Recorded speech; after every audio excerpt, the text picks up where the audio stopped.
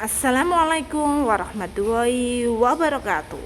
Salam guru penggerak, tergerak, bergerak, dan menggerakkan. Saya Fadila Mega Selviana, calon guru penggerak Angkatan 7 dari Kabupaten Lamongan. Video kali ini adalah penerapan aksi nyata Modul 1.4 Budaya Positif. Rancangan tindakan aksi nyata Modul 1.4 Budaya Positif di TK Aisyah 4 Belosogo untuk mewujudkan merdeka belajar.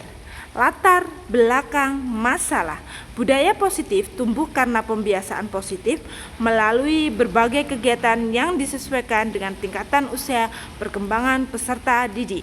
Menurut Ki Hajar Dewantara, sebagai pendidik kita harus menerapkan sistem AMONG, menuntun peserta didik sesuai kodratnya untuk menjadi peserta didik yang sesuai dengan profil pelajar Pancasila. Untuk itu, budaya positif di lingkungan TK Aisyah 4 Belosogo dengan mewujudkan merdeka belajar sangatlah penting. Tujuan dengan merdeka belajar, peserta didik akan merasakan aman, nyaman dalam bermain secara seraya belajar sambil bermain itu menyenangkan. Pembiasaan budaya positif pada peserta didik melalui merdeka belajar juga akan mencetak peserta didik menjadi peserta didik yang berprofil pelajar Pancasila. Tolak ukur: 1. Peserta didik menjadi terbiasa berdisiplin positif. 2. Tumbuhnya nilai kebajikan pada peserta didik. 3. Pendidik melakukan perubahan positif dari pemahaman Modul 1.4 Budaya Positif, yaitu bagaimana menempatkan posisi kontrol dan menerapkan segitiga restitusi. 4. Keyakinan kelas menjadikan proses kegiatan belajar mengajar menjadi menyenangkan dan bermakna. Lini masa kegiatan yang dilakukan: 1. Berkoordinasi dengan kepala sekolah dan rekan sejawat tentang kegiatan yang akan dilaksanakan. 2. Melakukan pembiasaan budaya positif di lingkungan TK Aisyah 4 Belosogo agar terwujud merdeka belajar. 3. Praktek diseminasi Modul 1.4 Budaya Positif. 4. Melakukan evaluasi dan refleksi dari pembiasaan yang sudah dilakukan. Dukungan yang diperlukan: dukungan moral dalam support dan kerjasama, serta dukungan material berupa sarana dan prasarana. Berikut adalah dokumentasi kegiatan pembiasaan budaya positif dalam mewujudkan merdeka belajar di TK Aisyah 4 Belosogo. Kemudian dokumentasi kegiatan praktek penerapan segitiga restitusi.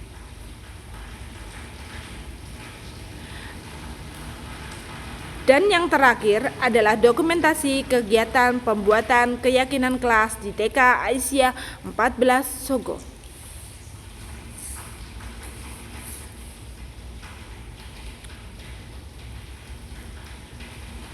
Video berikutnya adalah praktek diseminasi budaya positif di TK Aisyah 4 Belosogo untuk mewujudkan merdeka belajar.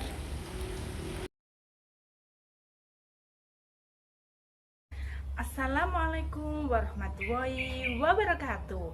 Saya Fadila Mega Selviana, calon guru penggerak Angkatan 7 dari Kabupaten Lamongan.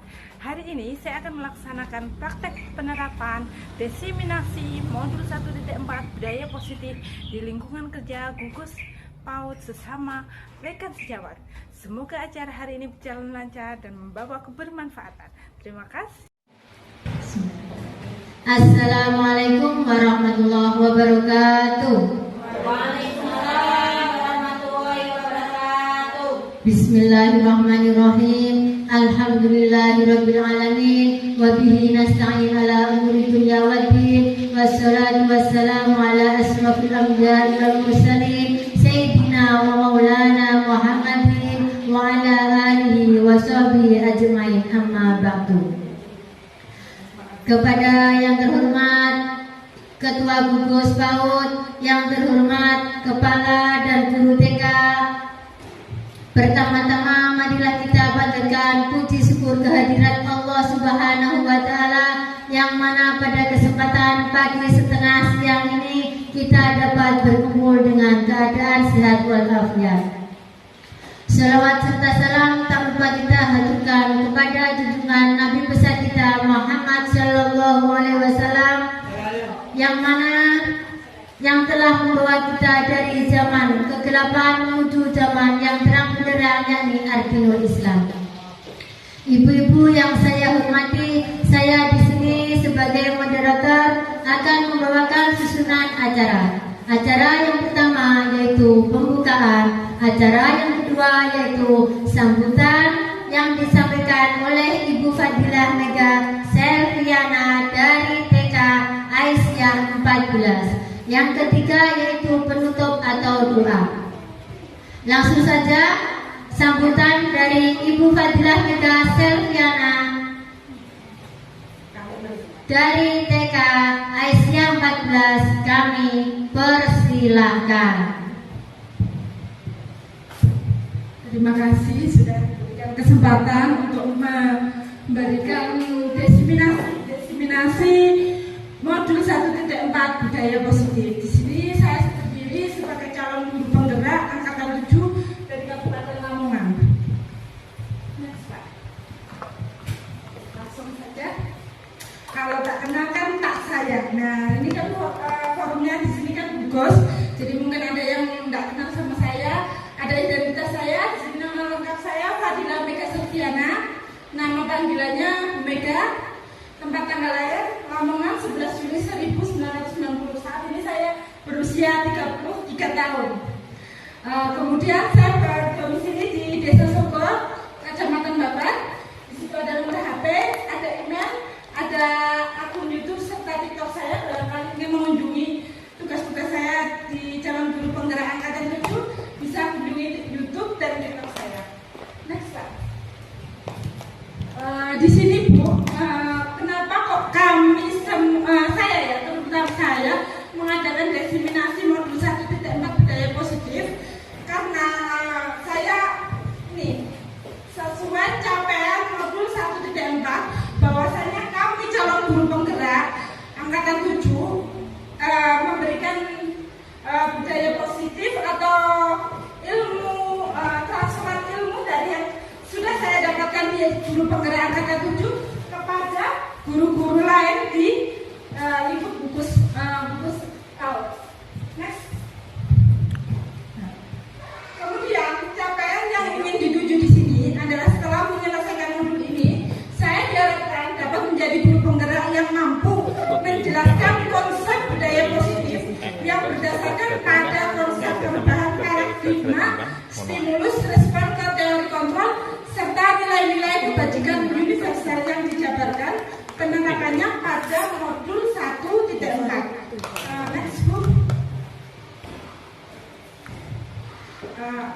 Untuk modul 1.4 budaya positif ini terbagi menjadi sub-sub tema atau sub-sub bagian yang akan saya jabarkan hari ini, yaitu yang pertama pembelajaran dengan paradigma baru.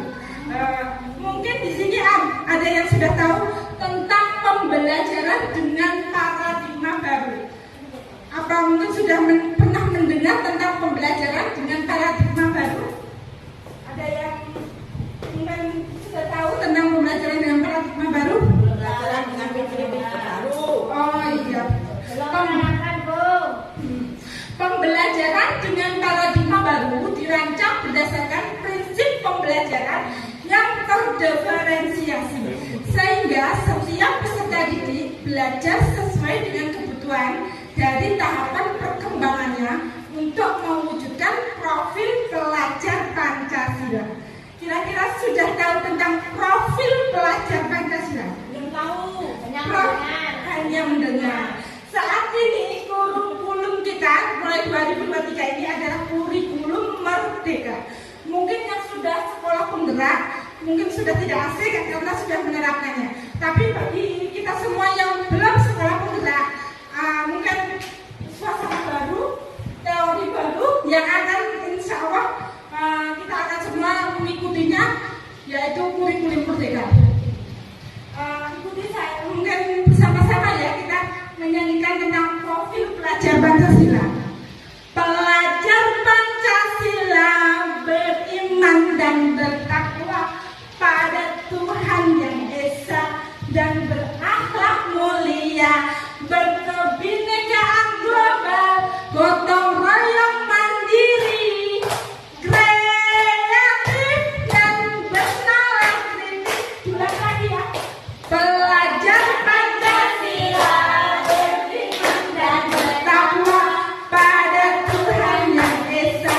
dan berakhlak mulia, berkebinekaan global, gotong royong mandiri, kreatif dan bernalar kritis. Ada 6 dimensi dari profil pelajar Pancasila, yaitu yang pertama berakhlak mulia. Kemudian yang kedua berkebinekaan global. Apa sih Bu berkebinekaan global? Negara Indonesia ini dikenal dengan banyaknya suku, banyaknya ragam budaya. Nah, dari ragam suku dan ragam budaya itu diharapkan peserta didik Indonesia mempunyai jiwa berkebinekaan global. Artinya di sini dari satu budaya ke satu adat istiadat, guyup rukun bersama-sama saling menghargai. Next ya.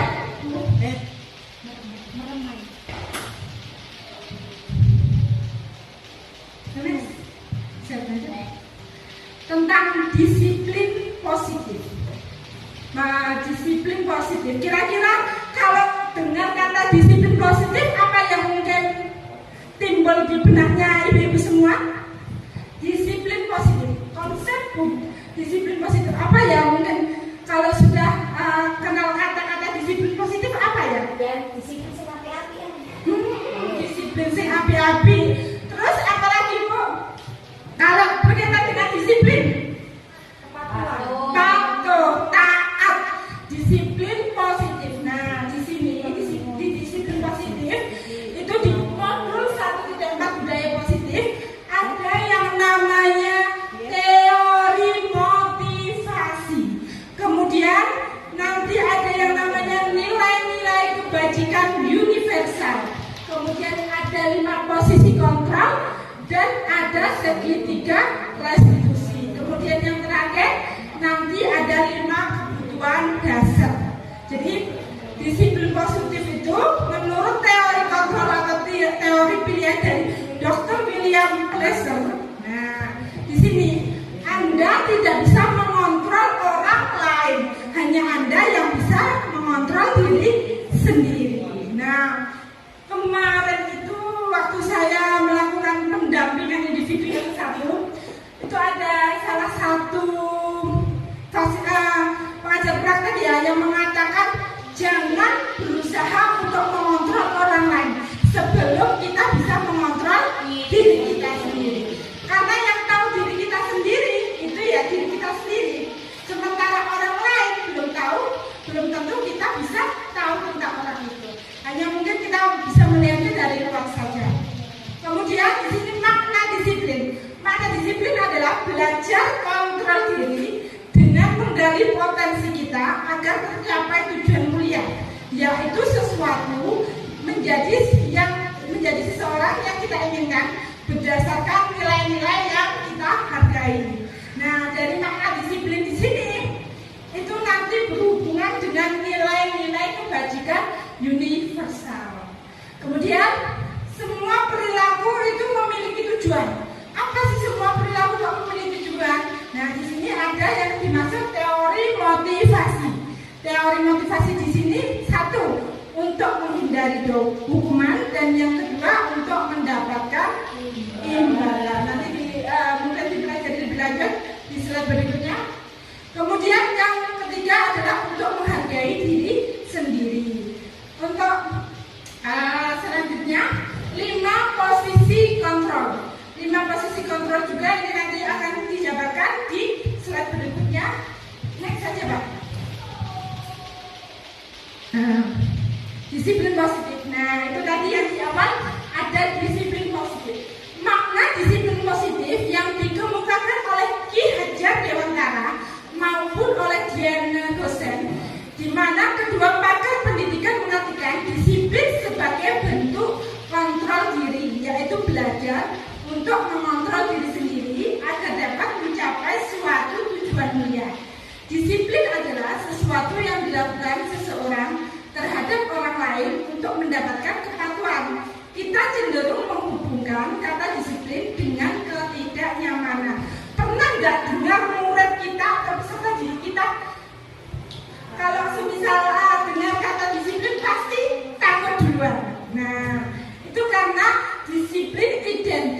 dengan yang namanya membuat rasa tidak nyaman, membuat patuh seseorang tapi menimbulkan rasa tidak nyaman. Sebagai pendidik, tujuan kita adalah menciptakan anak-anak yang memiliki disiplin diri sehingga mereka berperilaku dengan mengacu pada nilai-nilai kebajikan universal dan memiliki motivasi intrinsik dan bukan motivasi ekstrinsik. Nah, di sini saya dari perlu garis bawahi ya, motivasi intrinsik. Apa itu? Mungkin Ibu tahu bedanya motivasi intrinsik dan motivasi ekstrinsik.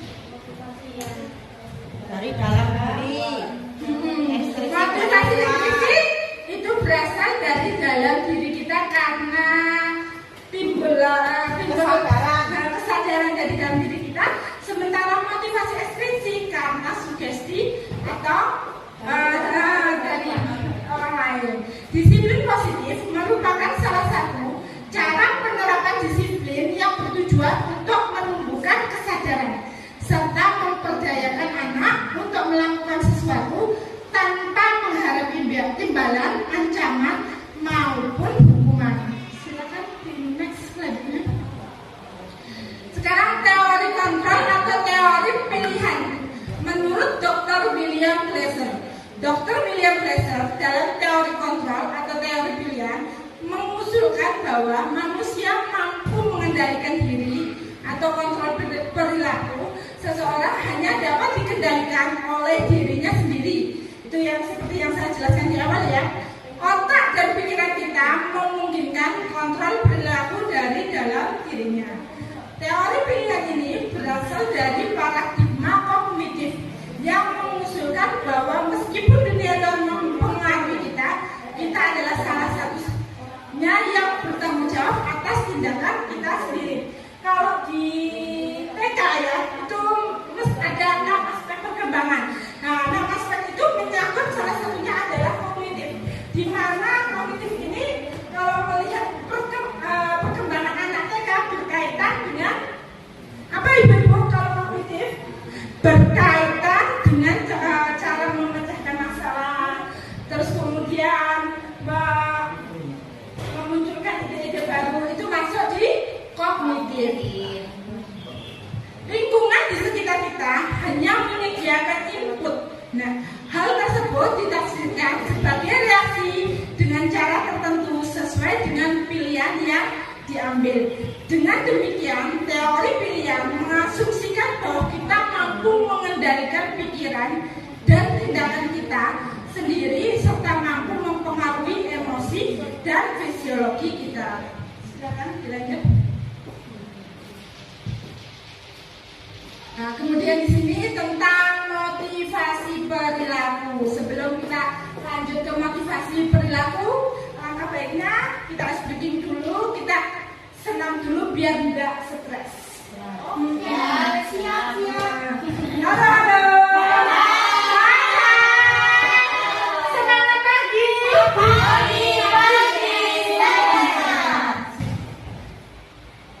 Mau untuk berdiri semua ya. Kita senam dulu.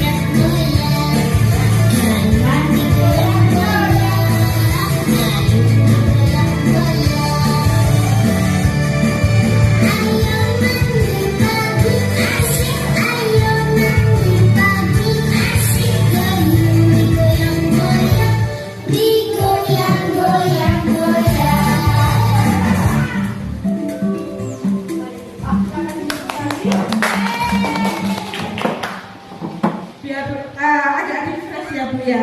Tadi sudah lihat terus di depan kan sepaneng, makanya diajak senam sedikit. Kembali lagi tentang motivasi perilaku. Motivasi merupakan dorongan yang timbul pada diri seseorang secara sadar atau tidak sadar untuk melakukan tindakan-tindakan dengan tujuan tertentu. Nah, di sini motivasi perilaku itu terbagi menjadi 3 aspek, yaitu 1, menghindari ketidaknyamanan atau hukuman. Biasanya ini peserta didik melakukan disiplin karena takut dihukum. Pernah merasa seperti ini, Ibu? Sampai setiap hari. Saya sebelum belajar tentang budaya positif modul 1.4 ini juga biasanya memberikan peserta didik yang namanya hukuman. Namanya makhluk sosial yang mungkin kita selalu sempurna, pasti ada yang namanya kesalahan. Yang kedua, motivasi perilaku adalah mendapatkan imbalan dari orang lain atau institusi. Peserta didik melakukan disiplin karena ingin mendapatkan imbalan atau iming-iming. Betul apa betul? Biasanya gini, nak, besok kalau kamu duduknya diem, nggak keliling saat belajar, nanti Bu Mega kasih permen. Nah, itu hampir semuanya melakukan seperti itu. Dan anak-anak biasanya karena diiming-iming permen, pasti akhirnya diam tanpa berkeliling.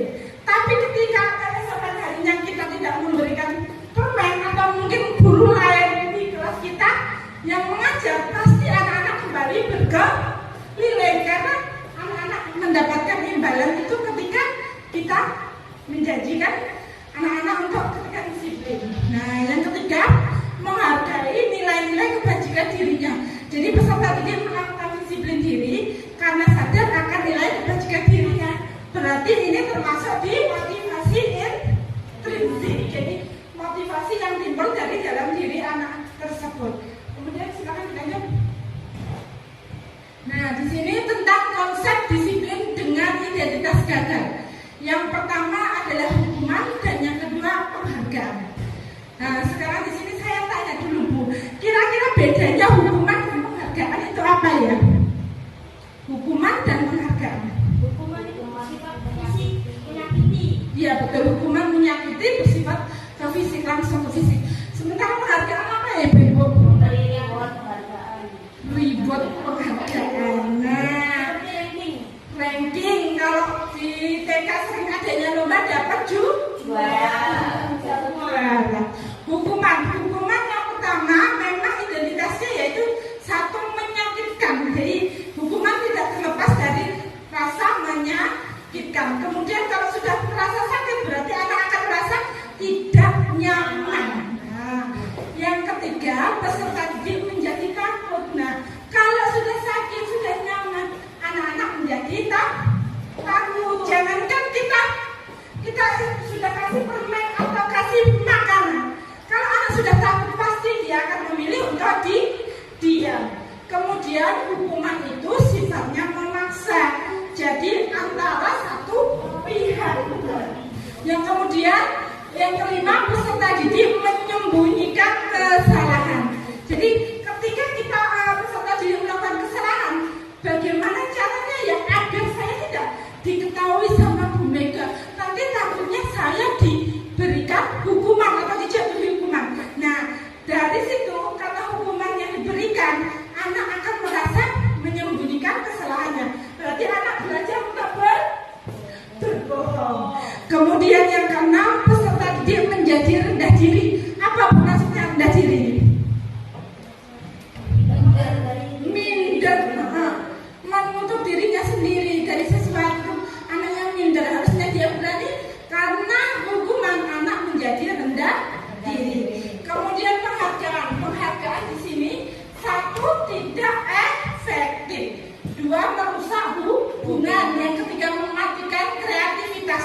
Maksud dari kata mematikan kreativitas ini apa, Ibu?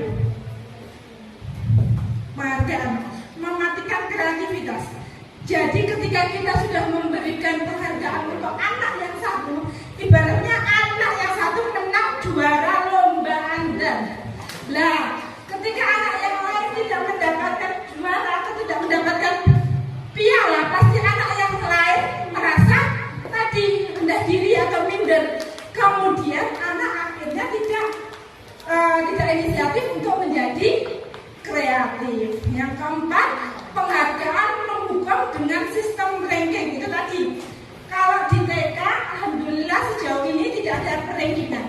Karena kita memberikan penilaian itu berdasarkan narasi.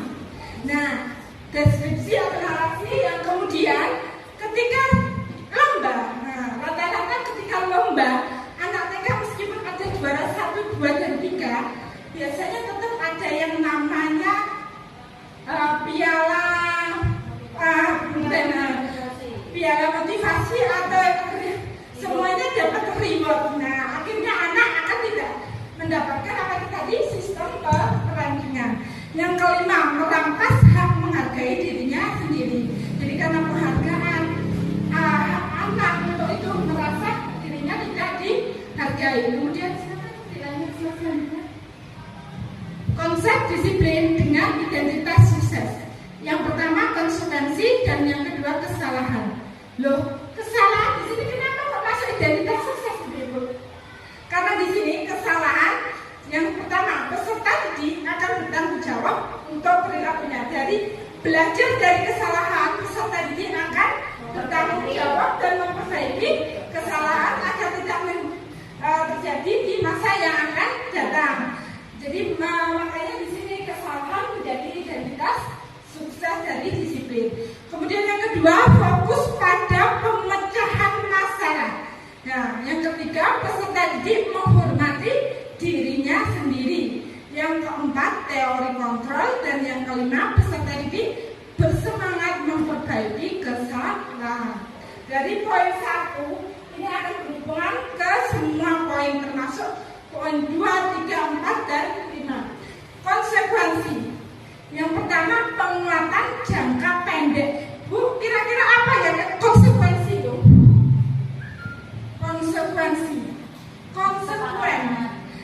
Kesepakatan. Jadi kalau di dalam kelas atau di sekolah, biasanya kita sudah membuat yang namanya peraturan kelas. Sebelum saya mengenal budaya positif, itu namanya peraturan kelas. Peraturan kelas itu dibuat oleh kepala sekolah atau guru saja, tanpa melibatkan peserta didik atau wali murid. Nah, dari tata tertib itu atau peraturan kelas itu biasanya ada konsekuensinya. Jadi semisal si A tidak mengerjakan PR atau tidak melakukan kegiatan apapun dalam satu hari, pasti si A akan mendapatkan konsekuensi dari tindakannya. Yang kemudian yang kedua, perlu monitoring berkelanjutan. Yang ketiga, stimulus respon. Dan yang keempat, murid menghormati peraturan. Dan 5, kehilangan waktu merenungi kesalahan. Karena anak berpikirnya kalau sudah dikasih konsekuensi atas tindakan yang sudah dilakukannya, akhirnya anak tidak bisa berhasil merenungi kesalahannya sendiri. Silakan dilanjut next selanjutnya. Dan di sini ada 5 posisi kontrol. Yang pertama adalah penghukum, yang kedua pembuat rasa bersalah, yang ketiga teman, 4 pemantau, dan 5 manajer. Apa Bu 5 posisi kontrol itu? Jadi 5 posisi kontrol di sini di dalam modul 1.4 budaya positif adalah cara terbaik guru memposisikan dirinya untuk mengontrol peserta didiknya. Yang pertama adalah sebagai penghukum, yang kedua pembuat rasa bersalah, ketiga merangkul peserta didik sebagai teman, kemudian yang keempat memantau peserta didik, dan yang kelima mengarahkan peserta didik sebagai tadi guru bertindak sebagai manajer. Silakan next selanjutnya. Yang selanjutnya di sini adalah segitiga restitusi. Apa segitiga restitusi itu, Bu? Segitiga restitusi itu cara kita untuk menstabilkan kesalahan peserta didik dan memperbaiki kesalahan tersebut agar tidak terulang di masa depan, di masa mendatang. Yang pertama itu tahapannya adalah menstabilkan identitas.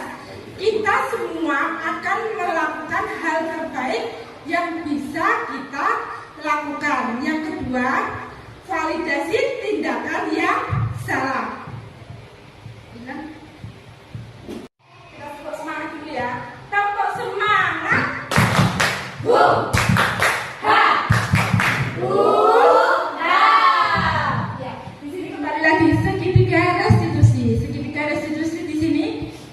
pertama, menstabilkan identitas.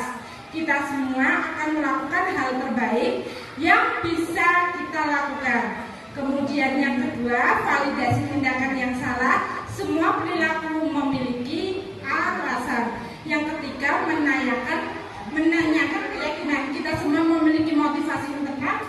Penerapan segitiga restitusi. Selanjutnya Pak, lihat video yang sudah saya buat di TKS yang 14 Ruko bersama peserta didik saya.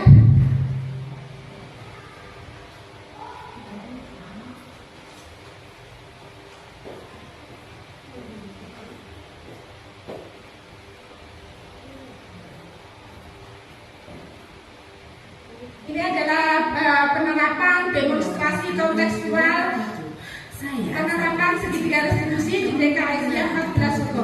Langsung ke materinya. Di sebelah kanan saya, beliau Pak Agus Salimudin.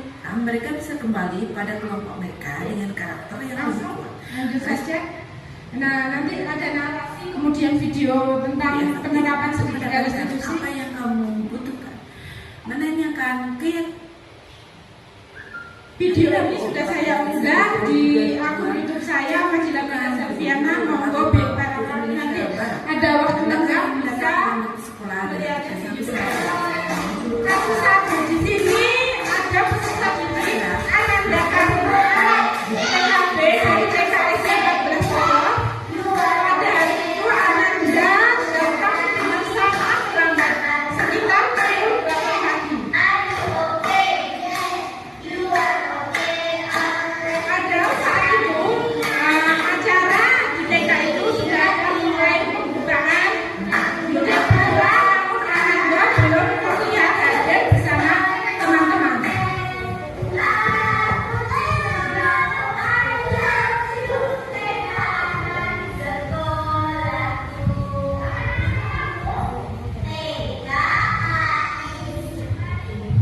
Terlihat Ananda sedang berlari-lari karena datang terlambat atau kesiangan.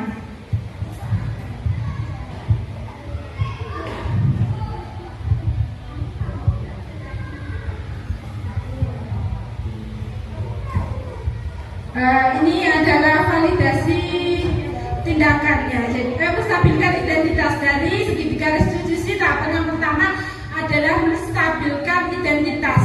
Jadi setiap anak pasti pernah yang namanya melakukan kesalahan. Kemudian kita menanyakan apa sih keyakinan kelas yang sudah disepakati di dalam TK Aisyah 14 Suko.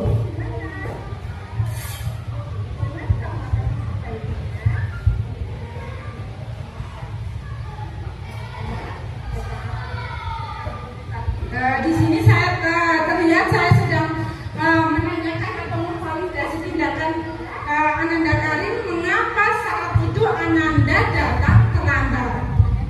Kemudian di tahapan segitiga restitusi yang terakhir, yaitu setelah menanyakan keyakinan, memvalidasi tindakan itu tadi.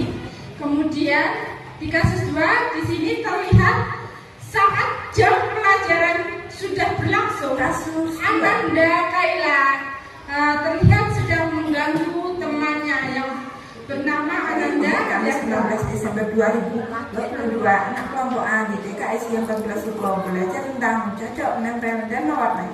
Semuanya senang mengikutinya. Bu Mega menuntut anak-anak untuk mengikuti kegiatan dengan baik. Tapi ada satu Ananda yang sedari tadi malah begitu saja. Ibu Ananda Kaila. Itu kami sedang belajar tentang mencocok, menempel, dan mewarnai. Dia proses Di sini di video ini tidak terlihat sama sekali Ananda Kaila karena memang dari tadi Ananda sedang berkeliling mengambil minuman, kemudian mengunjungi kelas yang lain, dan kemudian setelah kembali Ananda berusaha mengganggu Ananda dan temannya. Dan tidak hanya sekali di sini Ananda mengganggu temannya berkali-kali.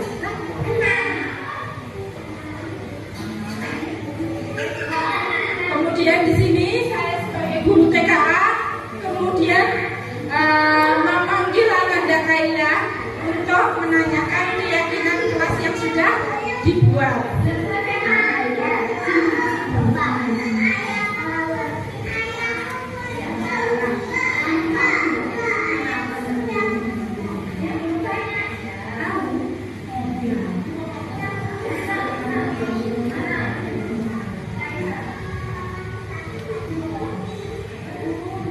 Setelah kembali destinasi, tentunya keyakinan Ananda diberitahu bagaimana Ananda harus bersikap dan harus berbuat apa kepada Ananda yang sudah diganggunya. Dan di sini saya sebagai guru kelompok A menempatkan posisi kontrol sebagai manajer untuk memperbaiki kesalahan yang sudah dibuat Ananda Kaila. Nah, setelah kita menerapkan segitiga restitusi dari dua kasus tersebut, nah di sini ada tanggapan dari peserta didik. Yang pertama adalah Ananda Karin. Bagaimana kira-kira tanggapan Ananda Karin? Adalah tanggapan dari peserta didik. Ketika saya sudah menerapkan Kasus 1 dan kasus 2.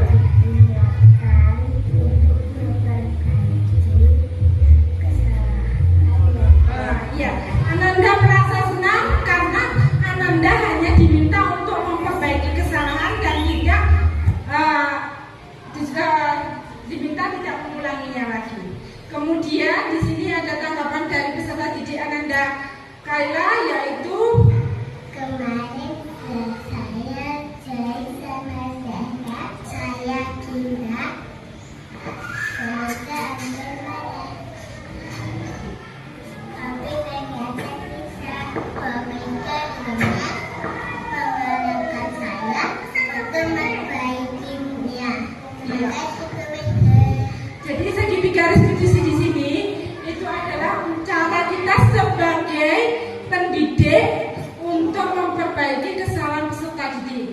Nah, di sini segitiga restitusi adalah pedoman bagi pendidik untuk menangani sebuah kasus dan selalu menempatkan posisi kontrol manajer agar peserta didik menjadi pribadi yang mandiri, percaya diri dan bertanggung jawab. Peserta didik menjadi pribadi yang mandiri, percaya diri dan bertanggung jawab. Kembali ke slide selanjutnya, Pak. 37.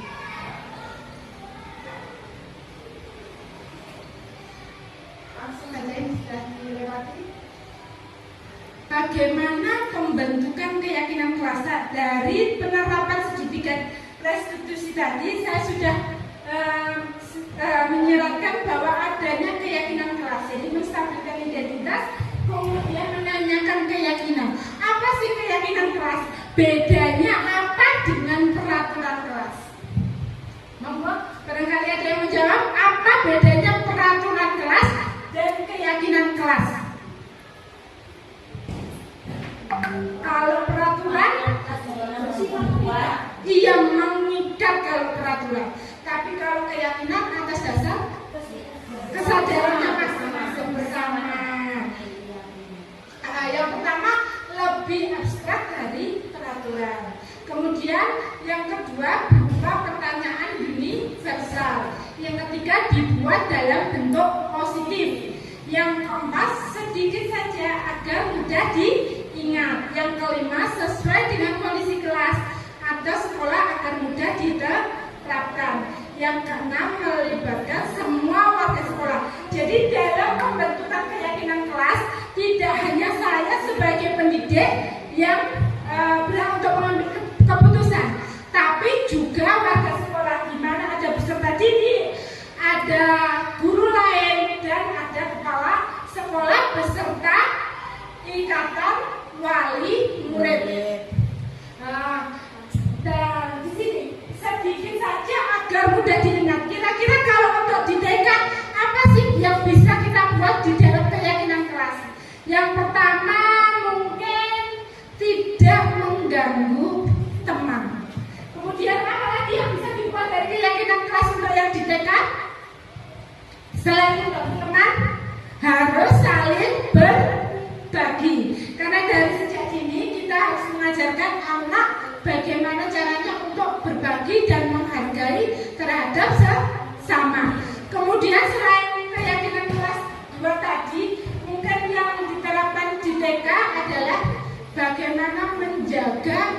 kebersihan diri dan lingkungan, karena itu poin yang penting.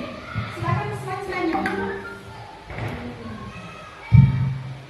Nah, di sini ada beberapa foto yang sudah saya ambil dari pembentukan keyakinan kelas yang sudah saya laksanakan di TK Asia 14 Songko. Yang pertama, karena memang masih di TK, kadang menulis pun juga masih susah. Jadi waktu itu kita membahas bersama-sama, kemudian anak menirukan tulisan yang sudah kita buat dengan menyambung garis.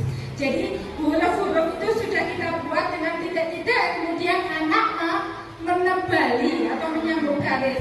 Yang pertama anak menulis, kemudian anak menempel keyakinan kelas yang sudah disepakati. Yang pertama itu tadi terlihat ada Ananda Kaila, Ananda Nisa, ada Zahra, ada Ananda Salam dan Ilmi, kemudian ada Ananda Akhtar dan Ananda Fauzan. Yang pertama keyakinan kelas yang sudah saya buat di TKS yang 14 Songko, yaitu tadi harus saling berbagi. Kira-kira kalau diterapkan di TK yang lain, apakah masuk harus saling berbagi itu, Ibu-ibu? Masuk atau tidak? Sangat masuk, karena kita mengajari anak untuk berbagi sejak dini itu utama ya. Kemudian yang kedua, tidak mengganggu teman. Nah, biasanya anak TK itu aktifnya itu usil. Nah, biasanya temannya sedang mengerjakan apa, kemudian direbut. Kemudian temannya punya apa, pasti diambil. Nah, diambilnya itu memaksa. Makanya kita menekankan tidak untuk mengganggu teman. Kemudian yang ketiga, yaitu kesepakatannya adalah belajar untuk antri, budaya antri. Karena kalau kita dewasa aja, kita yang dewasa pasti susah yang namanya budaya antri. Pernah nggak kita di toilet umum, kita memang sudah kepengen buang air kecil, tapi di situ banyak antrian. Pasti kita yang pertama kita lakukan adalah ngedumel alias geremeng. Nah, geremeng karena kenapa? Ya itu tadi, budaya antrinya kita tidak terbiasa dan memang karena keadaan. Yang keempat di sini pembentukan keyakinan kelas, yaitu anak di sini kalau anak TK tidak boleh nangis. Kalau yang TKK ini masih adaptasi, Ibu. Karena biasanya di kelompok bermain selalu ditemani sama orang tua. Betul. Kalau kelompok bermain usia 2 sampai 4 tahun biasanya mereka itu ditemani dengan orang tua.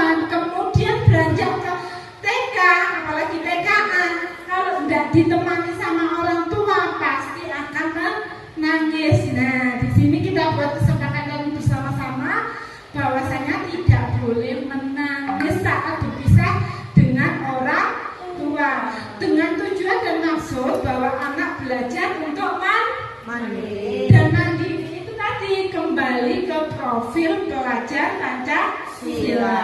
Nah, yang kelima di sini setelah itu tadi kesepakatan kelasnya, yang kelima adalah berdoa sebelum dan sesudah kegiatan.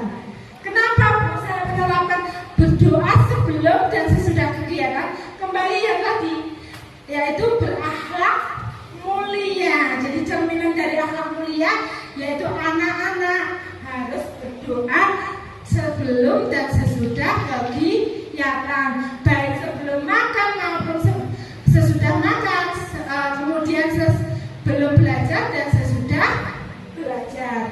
Dan keyakinan kelas yang selanjutnya mungkin tidak kelihatan ya tulisannya karena memang tulisan anak TK, yaitu selanjutnya yaitu full senyum.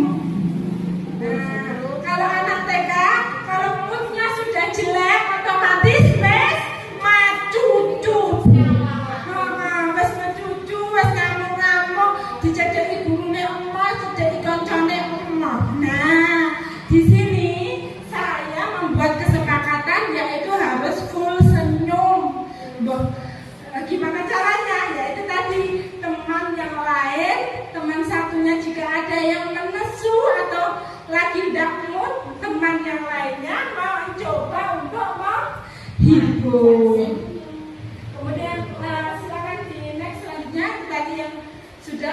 diterapkan di TKSI 14 Bogor.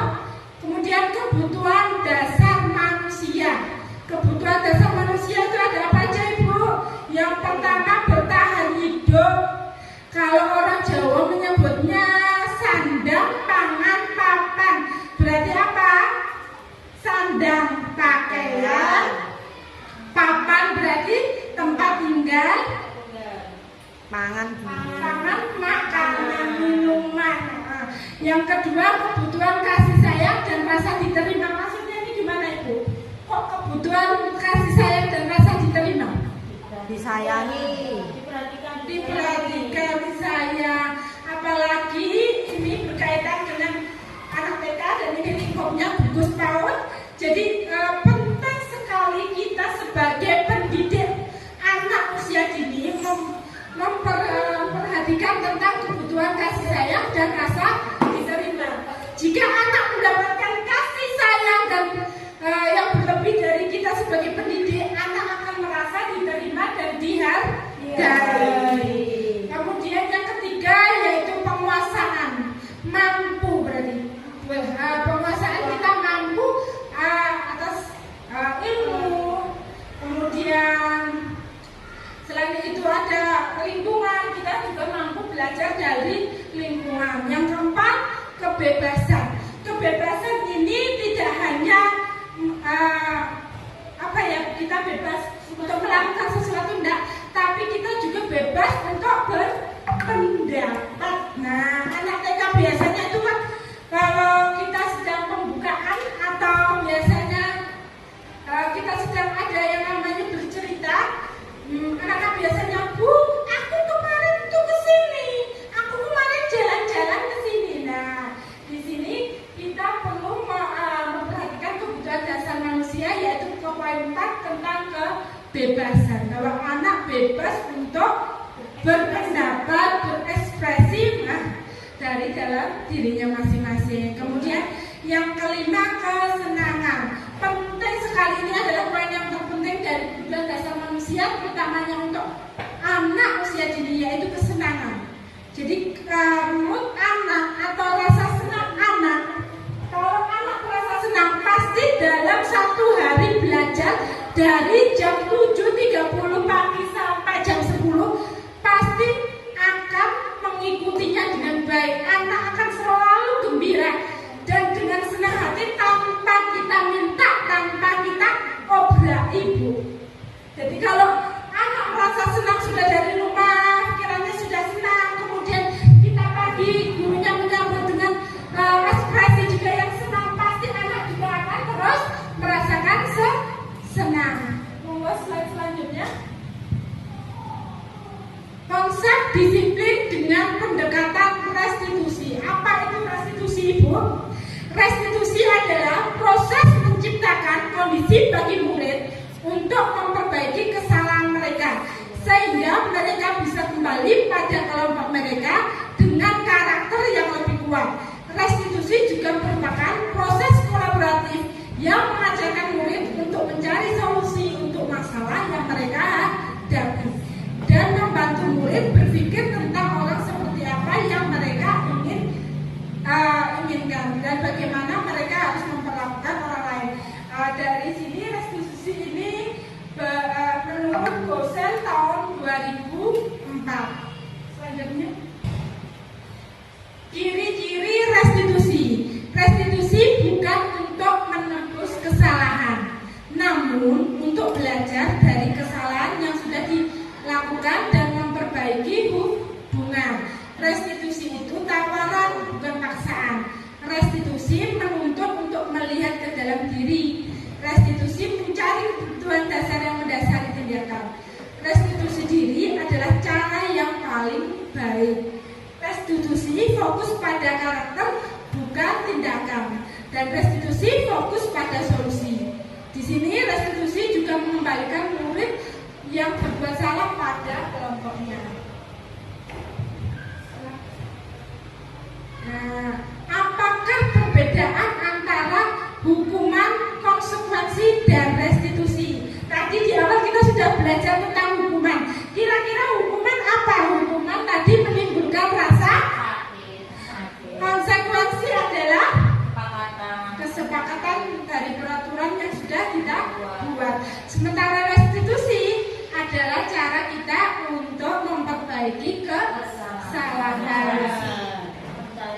solusi. Ya, di sini hukuman. Kalau dengan kata hukuman pasti di sini contohnya adalah guru akan marah-marah dan memberikan hukuman jika tidak mengerjakan PR. tugas. Kalau anak TK tugas. Nah, kalau semisal di TK ada yang namanya sentra atau kelompok ada 3 densitas itu, kalau anak-anak tidak mengerjakan pasti gurunya marah. Itu namanya hukuman. Lanjut. Konsekuensi, guru akan meminta anak tersebut mengerjakan tugasnya saat istirahat atau sepulang sekolah. Nah, di sini kalau konsekuensi kemudian dia, kalau hukuman tadi langsung sifatnya psikis dan intinya anak langsung merasa tidak nyaman. Dan konsekuensi di sini guru meminta anak tersebut mengerjakan tugasnya saat istirahat atau sepulang sekolah. Berarti ada pergantian waktu dari yang sudah dilewatkan. Lanjut. Restitusi, guru akan menanyakan kepada anak tersebut apa keyakinan kelas yang sudah disepakati. Nah, di sini restitusi tadi adalah di tiga kontrol tadi, yaitu memvalidasi tindakan dan menanyakan keyakinan. Lanjut. Apakah restitusi itu efektif dari hukuman atau konsekuensi? Pertanyaan ini di sini, apakah restitusi efektif dari hukuman atau konsekuensi? Restitusi adalah, nah, kenapa keyakinan kelas bukan peraturan kelas? Kalau tadi pertanyaannya adalah restitusi itu efektif enggak? Nah, restitusi sangat efektif di sini. Dan kenapa keyakinan kelas bukan peraturan kelas? Karena peraturan sepihak, sementara keyakinan kelas dibuat secara bersama-sama dan sesuai inisiatif diri sendiri. Lanjut. Mengapa kita memiliki peraturan harus menggunakan helm bila mengendarai kendaraan roda 2? Karena rasa aman dan rasa ingin selamat. Nah, di sini ini memang berkaitan dengan restitusi ya. Jadi apa yang kita perbuat, di situ juga ada akan timbal baliknya. Mengapa kita memiliki peraturan 3M, menggunakan masker, mencuci tangan dan menjaga jarak saat kemarin ada pandemi? Karena demi kesehatan dan keselamatan juga. Lanjut. Nah, di sini Bu, sebelum selesai semua yang ingin saya jelaskan, saya ingin mengajak ibu-ibu di sini untuk berdiskusi tentang sebuah kasus. Nanti ada 2 kasus yang ingin saya ajak diskusi, karena tadi sudah belajar tentang budaya positif dari awal sampai akhir, tentang posisi kontrol dan 5 kebutuhan dasar manusia. Sekarang saya ingin mengajak berdiskusi. Yang pertama akan saya bacakan. Sabrina hari itu bangun terlambat dan terburu-buru sampai di sekolah. Dia pun akhirnya sampai di gerbang sekolah, tapi baru menyadari kalau tidak menggunakan sepatu hitam seperti tertera di peraturan sekolah. Di depan kelas, Bapak Lukman memperhatikan sepatu Sabrina yang berwarna coklat. Sabrina berusaha menjelaskan bahwa dia terburu-buru dan salah mengenakan sepatu. Pak Lukman menanyakan Sabrina apa peraturan sekolah tentang seragam warna sepatu. Sabrina menjawab sudah mengetahui sepatu harus berwarna hitam, namun terburu-buru dan salah mengenakan sepatu. Selain tidak mungkin kembali pulang karena rumahnya sangat jauh sekali, Pak Lukman tetap bersikeras pada peraturan yang berlaku dan mengatakan, ya sudah, kamu sudah melanggar peraturan sekolah. Kamu salah, sudah terlambat, salah pula warna sepatunya. Segera buka sepatumu, kalau tidak bisa mengenakan warna sepatu sesuai peraturan. Sabrina meminta maaf dan memohon kembali kepada Pak Lukman agar tetap dapat mengenakan sepatunya dan berjanji tidak akan mengulang kesalahannya. Namun Pak Lukman tidak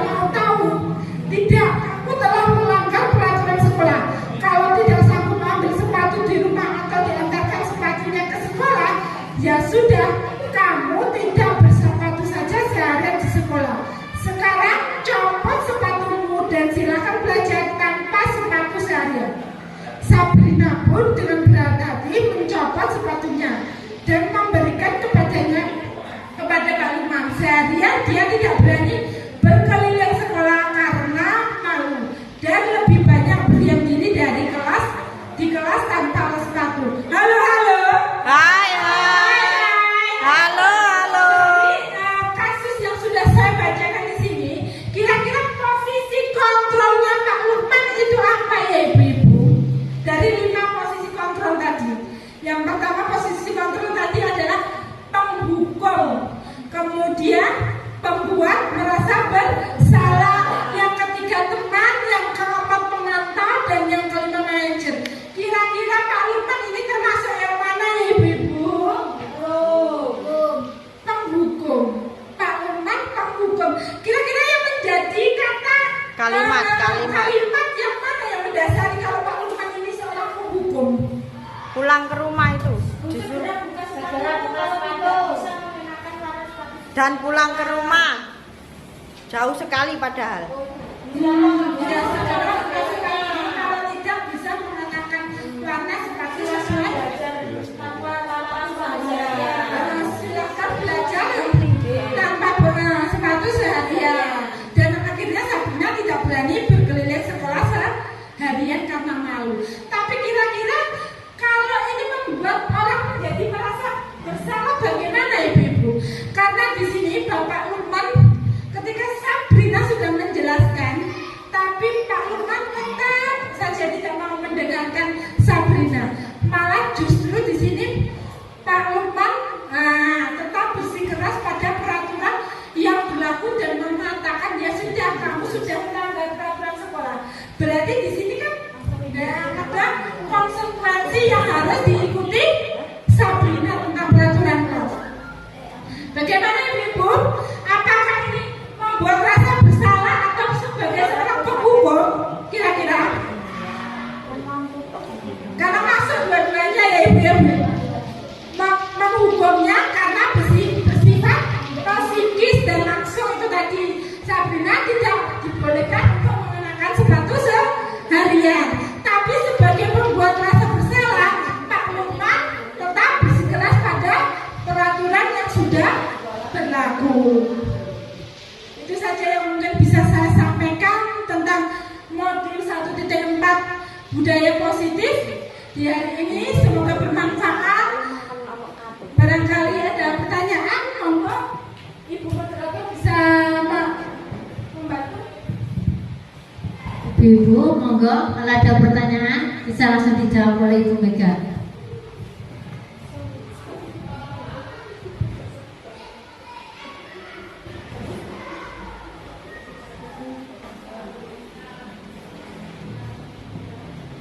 Apakah ada pertanyaan ibu-ibu terkait yang sudah saya katakan tentang budaya positif dari 1.4 itu tadi? Sudah jelas? Sudah sangat jelas. Terima kasih. Monggo Ibu Moderator. Terima kasih disampaikannya. Semoga apa yang kita terima dapat diterapkan di kelas atau di lingkungan sekolah masing-masing. Ibu-ibu, sebelum menutup acara ini, marilah kita bacakan suratul Fatihah ila hadratin Nabi Mustafa Muhammadin sallallahu alaihi wasallam. Al-Fatihah. A'udzubillahi minasyaitonirrajim. Bismillahirrahmanirrahim. Alhamdulillahirabbil alamin. Ar-Rahmanir-Rahim. Maliki yaumiddin. Iyyaka na'budu wa iyyaka nasta'in. Ihdinas siratal mustaqim. Siratal ladzina an'amta 'alaihim ghairil maghdubi 'alaihim waladdallin. Amin. Amin. Amin ya rabbal alamin. Semoga dengan bacaan surat Al-Fatihah ini ilmu yang kita dapat bermanfaat bagi kita semua. Cukup sekian dari saya. Wabillahi taufiq wal hidayah wa ridha wal inayah. Wassalamualaikum warahmatullahi wabarakatuh. Waalaikumsalam warahmatullahi wabarakatuh. Puji syukur, alhamdulillah, kegiatan hari ini tentang diseminasi modul 1.4 budaya positif berjalan dengan sangat lancar. Terima kasih untuk semua pihak yang bergabung dan mensukseskan acara hari ini sehingga acara ini berjalan dengan lancar meskipun dengan diiringi gerimis dan suasana yang sangat syahdu. Semoga kedepannya setelah saya melakukan diseminasi modul 1.4 budaya positif menjadi manfaat bagi saya pribadi, guru di lembaga saya, serta di lingkup gugus PAUD. Itu saja yang bisa saya sampaikan. Semoga kali ini video saya tentang aksi nyata membawa manfaat bagi semua pendidik Indonesia, khususnya yang ingin bergerak lebih maju. Guru bergerak, Indonesia maju.